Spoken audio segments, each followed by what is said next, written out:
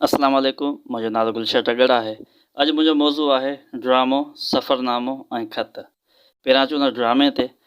Drama यूनानी ॿोली जे लफ़्ज़ ड्रामा मां वरितलु आहे। ड्रामो अदब जे नसरी सिन्फ़नि मां हिकु सिन्फ़ आहे। नाविल या अफ़सानो सिर्फ़ु लिखत में हूंदो आहे, जॾहिं त ड्रामो किरदार खे अमली तौरु पेश करे थो। ड्रामे जी शुरूआति यूनान खां थी। ड्रामे जा बुनियादी तौरु ॿ क़िस्म आहिनि, हिकु अलमिया ऐं ॿियो तंज़िया। हाणे अचूं था सफ़रनामे ते। सफ़रनामो सैर सफ़र जे मुशाहिदनि जी उहा रोइदाद आहे जेका लेखक कलमबंद कंदो आहे। हिकु अदबी सफ़रनामे लाइ उन्हनि माॻनि मकाननि या मुल्कनि जो सैर कबो आहे जिन बाबति लेखक सफ़रनामो लिखंदो आहे। हिकु लेखक पंहिंजे तजुर्बे ऐं मुशाहिदे सां उन ख़ासि खिते जे रहाकुनि जी तहज़ीबी, तमंदनी, मुआशरी ऐं सियासी तारीख़ लिखंदो आहे।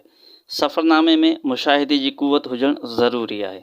सिंध में अल्ताफ़ शेख जा सफ़रनामा मशहूरु आहिनि। ख़त जी जदीद लुग़वी माना आहे लिखणी ऐं लिखत जो नमूनो।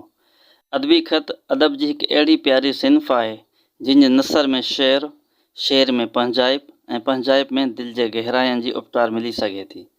अदबी ख़तनि में लेखकनि जे बहस जो दाइरो दानिशवराणो हूंदो आहे।